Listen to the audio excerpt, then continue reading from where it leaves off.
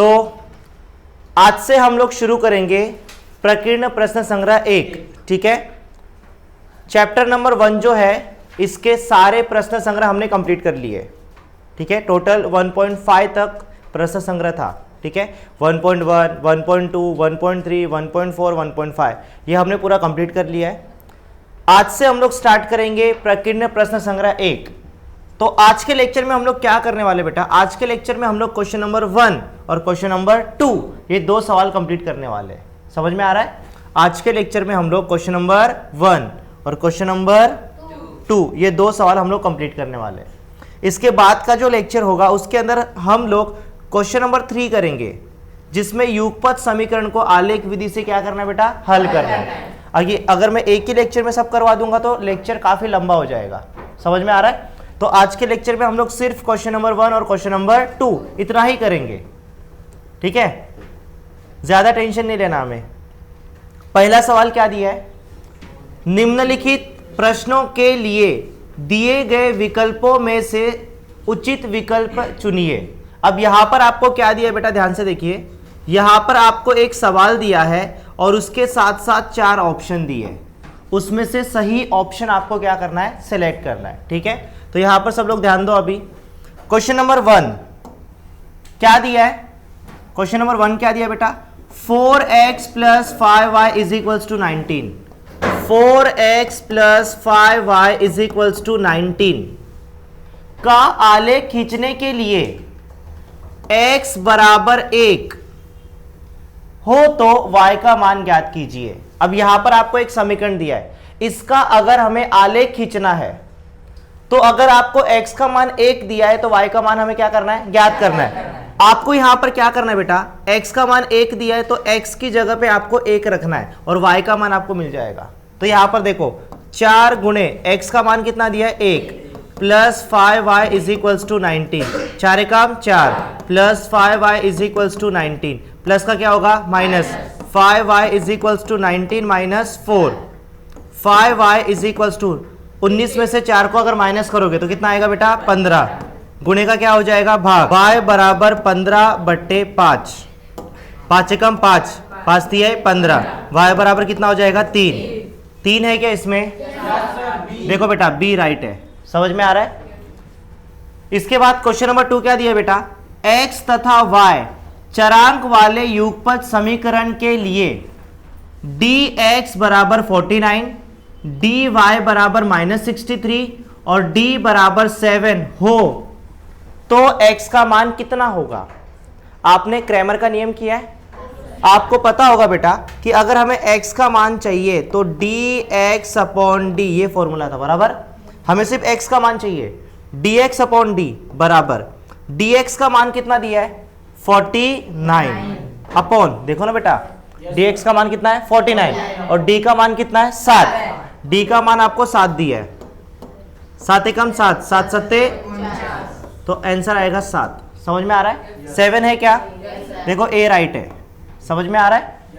उसके बाद देखो ये फर्स्ट, ये सेकंड और थर्ड क्या दिया बेटा, यहां पर तो निश्चक दिया है 5, 3, -7, -4 बराबर।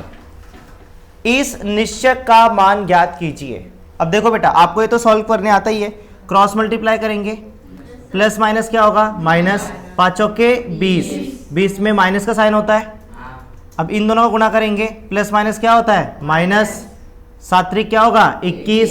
ठीक है, -20 minus minus plus 21, minus plus minus होगा, 21 में से 20 गया, कितना बचेगा 1। ठीक है, 1 है क्या इसमें, देखो डी वाला राइट है। समझ में आ रहा है? फटाफट इसको नोट डाउन कर लो। इसके बाद हम लोग करेंगे क्वेश्चन नंबर 4।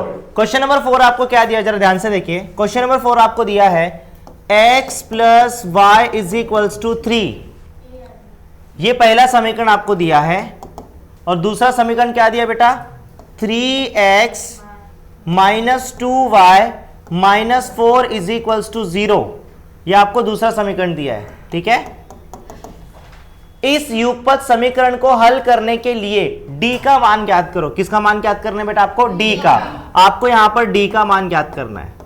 ठीक है, तो यहां पर सबसे पहले ये जो दूसरा समीकरण है इसको सामान्य रूप में लाना पड़ेगा।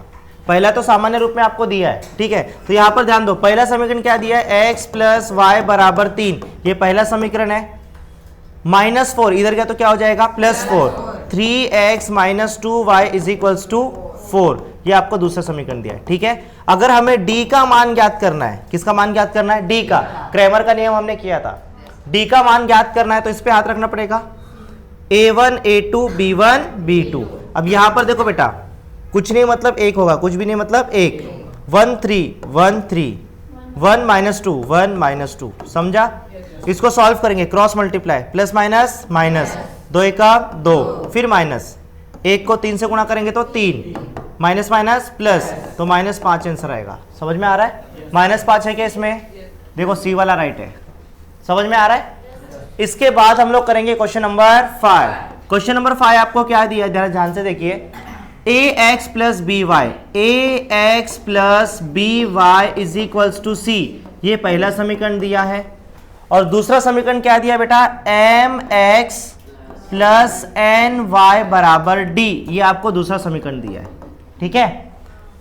इस युगपत समीकरण में यदि an बराबर नहीं है bm के, अब am देखो बेटा, a इंटू n, इन दोनों का गुणा, हाँ, an बराबर नहीं है bm के, मतलब अगर हम लोग क्रॉस मल्टीप्लाई करेंगे तो ये दोनों का मान बराबर नहीं है, ठीक है। अब यहां पर जरा ध्यान से देखो बेटा, प्रश्न संग्रह 1.1 में आते हैं हम लोग, ठीक है।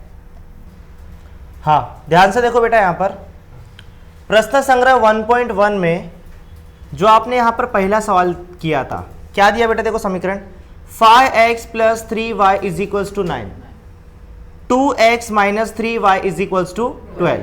वहां पर क्या दिया था बेटा, देखो यहां पर ax, एक मिनट, हाँ, ax प्लस by = c, ये पहला समीकरण। और दूसरा समीकरण क्या दिया था बेटा, mx प्लस ny = d, ये दूसरा समीकरण दिया था, बराबर।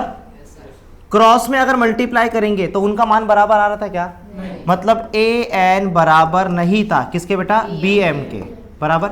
अगर ऐसा होगा तो चारों में से कौन सा आंसर राइट है, तो यहां पर देखो, अगर क्रॉस में मल्टीप्लाई करते, 5 का गुणा -3 के साथ किया, 5 तिहाई कितना होता बेटा, 15, और प्लस माइनस माइनस, ठीक है, 3 दूना कितना होगा, 6, बराबर है क्या, बराबर नहीं है, बराबर।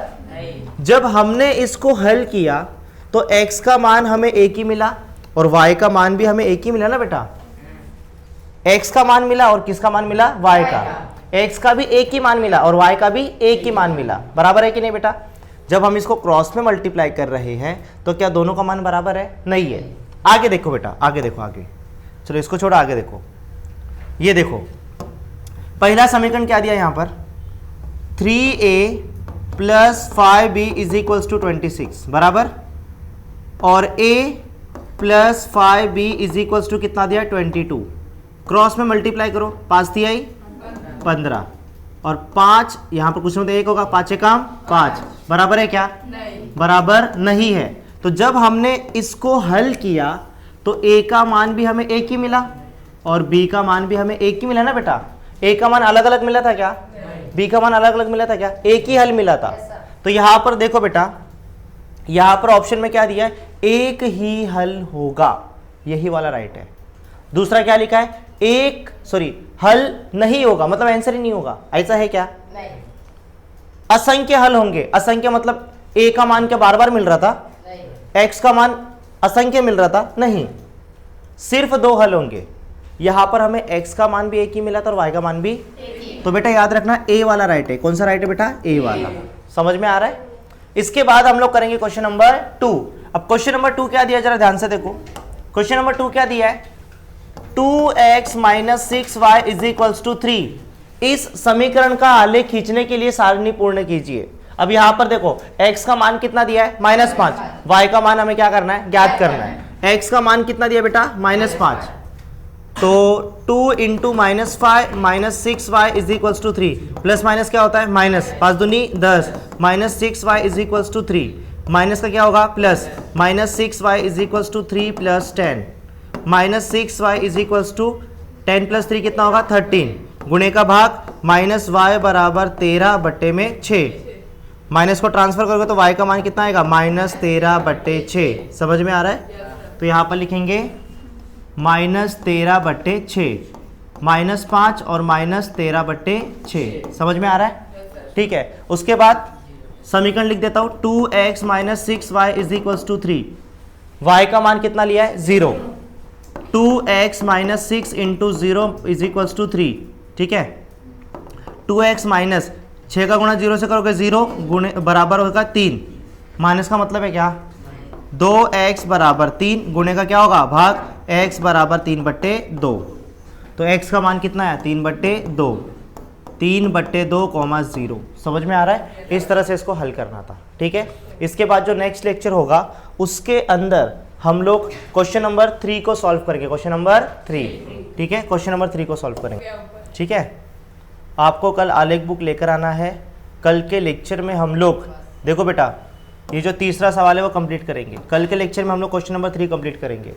निम्नलिखित युगपत समीकरणों को आलेख विधि से हल कीजिए।